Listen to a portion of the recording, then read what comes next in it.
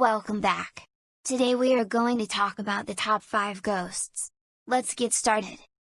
Ghosts are both everywhere and nowhere. They are famously elusive when it comes to proving they exist, yet ghosts feature prominently in our culture. They are in television and film, from Medium to The Sixth Sense. Ghost stories are found around campfires and on bookstore shelves, in both fiction and non-fiction sections. Around Halloween, pop culture images of ghosts haunt nearly every store, and hang as decoration in homes across the country.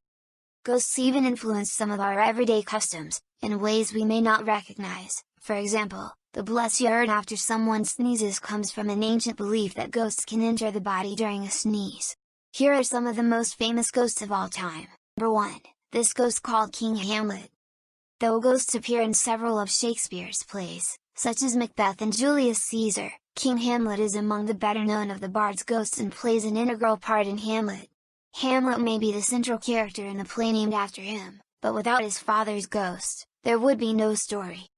King Hamlet appears 3 times in the play, each time during the night. Apparently ghosts, like vampires, prefer darkness. The ghost tells Hamlet that he was murdered by his treacherous brother Claudius, and asks Hamlet to avenge his death. Number 2. This ghost called the Flying Dutchman. The Flying Dutchman, the world's best-known non-human ghost, is a 17th century merchant ship said to haunt the high seas.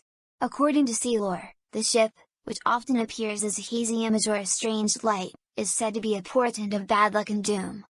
The ship and its crew became eternally cursed when its Dutch captain refused to take safe harbor during a storm despite pleas from the crew and passengers. Instead, the impudent Dutchman challenged God to take them down. The ghost ship has been reported on the ocean from time to time, including appearing off the coast of South Africa in 1923. Though never seen on land, the Flying Dutchman most recently appeared in movie theaters across the country in the Pirates of the Caribbean films. Number 3. This ghost called the Bell Witch. The events that allegedly happened at John Bell's Tennessee farm between 1817 and 1821 are said to be one of the classic American ghost tales. Bell shot at a strange animal on his farm, but the creature disappeared before it could be harmed. Several weeks later, the Bell family was tormented by a ghost that made terrifying sounds, shook the house, and physically attacked Bell's daughter Betsy. The spectral assaults continued for several years, and at one point Andrew Jackson is said to have dabbled in ghost hunting and did his own investigation. Though some authors recount the Bell Witch tale as a true account, there is little evidence that it is anything other than a ghost story. Jackson, for example, never mentioned the Bell Witch case at all. It seems that the future president's role was created from thin air, possibly to lend verisimilitude, the appearance of reality, to the fictional tale. Number 4. This ghost called Bloody Mary. Bloody Mary, Bloody Mary, Bloody Mary. With those words, many schoolchildren had their first experience with a ghost. According to folklore, Bloody Mary is a ghost of a woman who murdered her children long ago.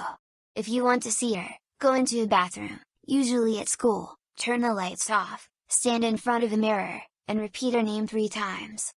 While countless children, and surely more than a few adults, have tried to summon Bloody Mary using the prescribed method, to date few if any have actually succeeded. Most either stare at their scared reflection in the dark mirror or lose their nerve after saying the second Bloody Mary and run screaming from the bathroom in girlish giggles. An updated version of the Bloody Mary legend was made into a horror film series, Candyman. Number 5. The Drury Lane Ghost. There are many theatres in the Covent Gardens district in London's West End. Plays have been produced in that area for over 300 years, and some of the world's greatest actors have appeared there. Yet one theatre is better known more for its ghosts than its productions. There is actually more than one ghost said to haunt Drury Lane's halls and wings, including those of several actors. The most famous, however, is a man in grey seen as a nobleman carrying a sword. Any theatre worth its salt, and many that aren't, reputedly have a resident ghost treading the boards, and the Drury Lane ghosts carry on their part of theatre tradition. Thanks for watching. Please let me know in the comment if you want any specific video. Please like and subscribe.